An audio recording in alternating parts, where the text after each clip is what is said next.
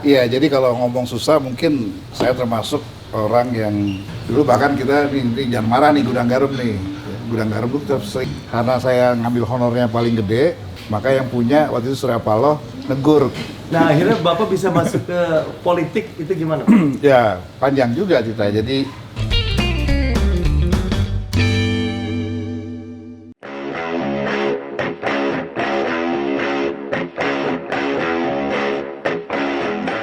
Wah, senang banget hari ini ketemu sama Bapak Bambang Susatyo, Ketua MPR kita luar biasa, dan Ibu. Kita mau ngobrol-ngobrol santai nih Pak ya. Bapak terima kasih main ke sini, mampir ke rumah luar biasa. oke, gimana kita? Kita sini Pak, sini Pak. Oh, di kanan banyak dong nih. Ya ini Cara apa nih? ini Gamas sama ikan nila Pak. Oh, Nila. Pak Bamsud luar biasa. Saya mau tanya nih, Bapak pernah susah nggak? Kan sekarang ketua MPR. Iya. Rumahnya wow. Iya, jadi kalau ngomong susah mungkin saya termasuk orang yang lebih susah dari orang kebanyakan, Den. Wow. Jadi saya lahir dari keluarga yang sangat sederhana.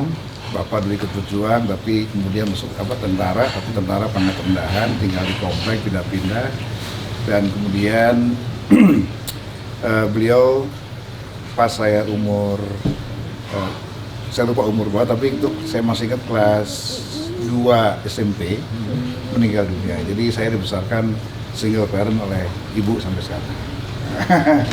Oke, berarti Bapak Nah, jadi masa-masa sulitnya itu, wah, kenapa Bapak waktu sekolah? Bapak ya? masih sekolah merasakan? Masih sekolah, udah sangat sulit sekali karena ibu yang harus membiayai saya sebagai anak yang paling tua dan dengan 3 adik-adik ya. Tapi alhamdulillah semua selesai sekolahnya walaupun perjuangan ibu juga luar biasa juga. Kita sampai jual-jual tanah di Salatiga tuh di kampung tuh untuk bayar uang kuliah tuh, bayangin. Nah tapi selanjutnya alhamdulillah saya hanya bayar kuliah, uang masuk sekali jadi bayar, selanjutnya saya udah bisa cari uang sendiri. Jadi ketika saya masuk kuliah itu justru perkenalan mahasiswa baru, aspek namanya dulu ya. Saya langsung bisnis karena saya udah bergaul sama teman-teman senior, maka pengadaan kaosnya, pengadaan seluruh kebutuhan ospek, telur busuk lah, sendal jepit yang harus kiri semua. Nah, itu saya yang adain. Oh, berarti jiwa bisnis udah ada dari Sudah ada. Oh. Ya kebetulan, jadi soal kaos ini dari dulu di kampus itu saya pesan di Bandung, bayar belakangan, kemudian dibayar oleh panitia, nah, selisihnya keuntungan. Nah kemudian saya sengaja bikin aturan, lu pakai dong, saya buat telur busuk. Nah orang bingung soal telur busuk, nah kita siapin telur busuk yang banyak dan harganya mahal. Berarti telur busuk gimana bikinnya Pak kan? Enggak, beli banyak dan saya dapat dari Bekasi, Kerawang. Dari telur busuk dapat duit lagi. Dapat duit lagi. Kemudian kalau sendal aja kan beli sepasang, satu beres kan. Nah, sendal harus kiri dua-duanya. Nah, jadi harus beli satu mahasiswa 2 pasang. Jadi untungnya double, bro. Dulu Jayabaya itu mahasiswa paling banyak, ribuan tuh mahasiswanya. Jadi ya alhamdulillah luar biasa. Nah dari situ kemudian saya bikin musik mahasiswa gitu, panggung musik mahasiswa di Ancol seminggu sekali. Kemudian, nah itu dari situlah kemudian untuk bayar uang kuliah kan. Dulu bahkan kita ini jangan marah nih gudang garam nih. Gudang garam itu kita sering minta sumbangan karena bikin stempel mahal, kita pakai ukiran kentang. Stempel. Iya, satu budget bikin stempel Dari kentang. Jadi dari zaman mahasiswa itu ya begitulah. Udah kita bagaimana caranya dapat duit. Nah kemudian kepilih saya sebagai ketua badan perwakilan mahasiswa. Nah karena kita punya kewenangan, kita bagi daerah kekuasaan. Dulu di kampus Jayabaya itu ada kelompok-kelompok Cijantung, ada kelompok-kelompok Siliwangi, ada kelompok-kelompok Palembang, ada kelompok Menwa, ada kelompok Badan Perwakilan Mahasiswa. Nah, kita bagi kekuasaan. Bagian depan, tukang-tukang jualan, itu Badan Perwakilan Mahasiswa. Yang sebelah kanan, itu Menwa. Yang belakang, Siliwangi. Yang sebelah sini lagi, Cijantung. Jadi kalau makan nasi goreng, makan gado-gado gratis, Bros. Oh, keren. Nah, akhirnya Bapak bisa masuk ke politik itu gimana, Pak? Ya, panjang juga cerita. Jadi dari kuliah, kemudian saya ikut pendidikan pers mahasiswa di UNAS. Nah, dari situlah kemudian saya baru tahu ternyata bakat saya ditulis-menulis di reportasi jurnalistik. Jadi dari situlah kemudian saya menulis, melakukan reportase. Tulisan-tulisan saya dimuat di sebuah koran baru berwarna, waktu itu namanya Prioritas. Kemudian, jadilah saya wartawan di harian Prioritas itu tanpa lamaran nih. Jadi masih kuliah di tingkat akhir, karena saya ngambil honornya paling gede, maka yang punya waktu itu Surya Paloh negur, udah daripada kau ngambil uang banyak-banyak sini, mending kau jadi karyawanku aja. Jadilah karyawan dan wartawan di harian Prioritas. Gitu. Tapi dalam perjalanan kemudian Prioritas dibredel kan zaman Orde Baru karena nulisnya cukup keras, Selamat Pagi Indonesia waktu itu.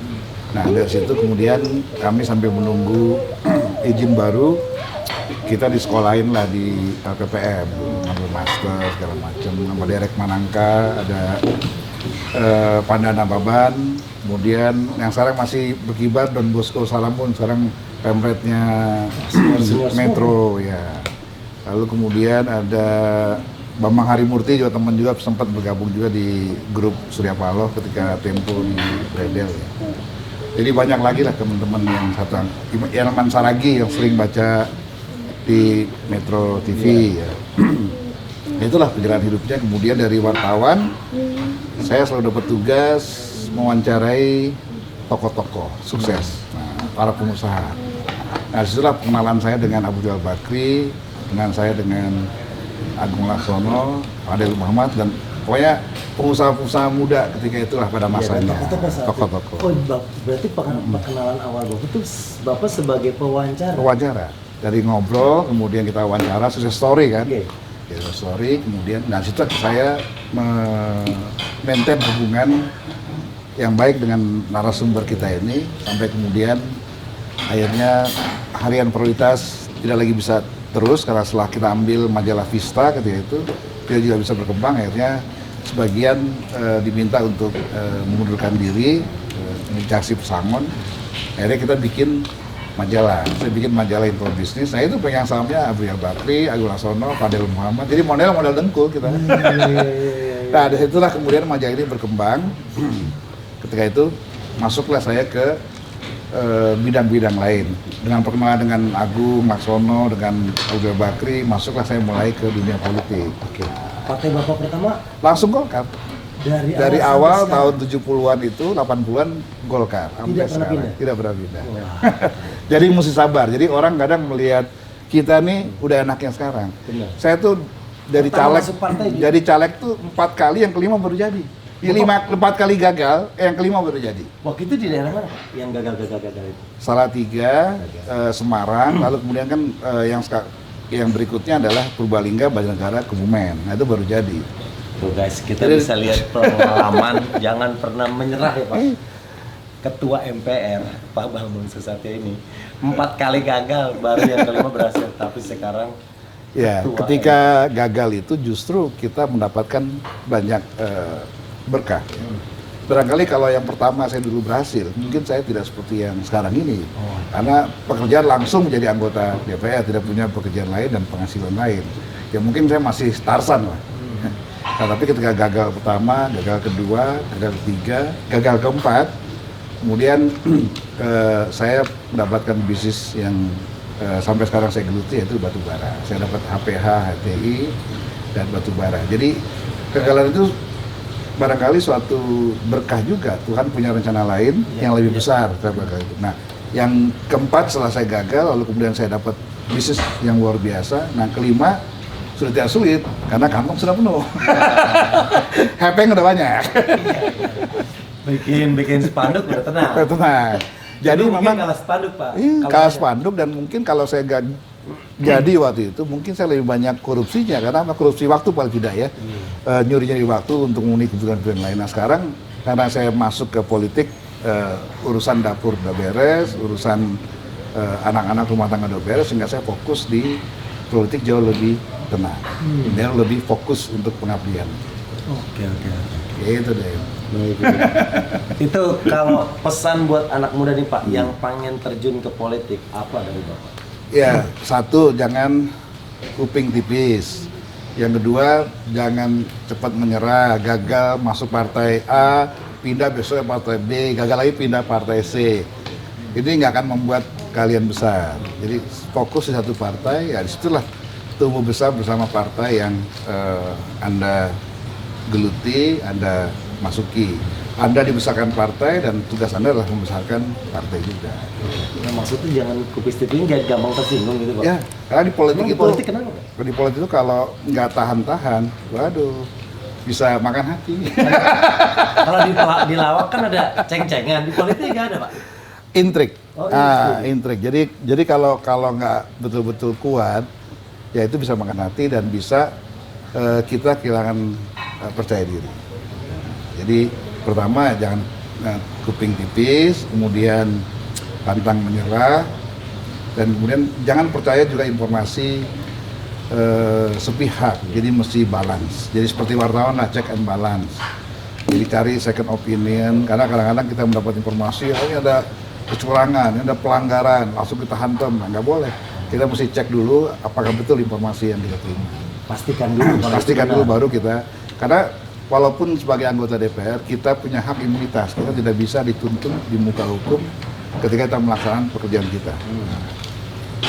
Tapi kalau kita melakukan penghinaan, fitnah, itu bisa. Tapi kalau itu sejauh itu melaksanakan pekerjaan DPR, ke DPR-an atau ke parlemenan, itu nggak bisa dituntut di muka hukum. Jadi walaupun memiliki hak imunitas, tapi mesti hati-hati, mesti ada cek and balance. Oke, keren banget ngobrol kita sama Pak Bamsud. Nah, Pak Bamsud juga punya channel. Namanya Ya. apa Pak? Bamsud Channel. Nah, jangan lupa di subscribe juga. Saya juga ada ngobrol-ngobrol di channelnya Pak Bamsud, di Bamsud Channel. Kita ngobrol-ngobrol seru. Di Bamsud Channel tuh Bapak bahas apa aja biasanya?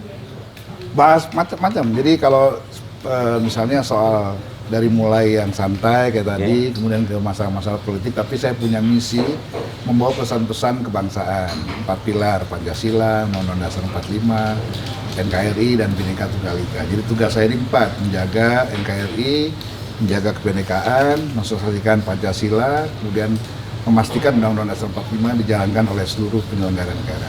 Mantap bos. Dan satu hal pesan, tidak ada orang yang sekarang sukses tidak punya masa lalu, dan tidak ada orang yang brengsek hari ini tidak punya masa depan. Jadi semua orang memiliki hak yang sama, tinggal tergantung kita ingin menuju kemana. Super. Terima kasih Pak. Mantap. Sampai ketemu lagi, luar biasa.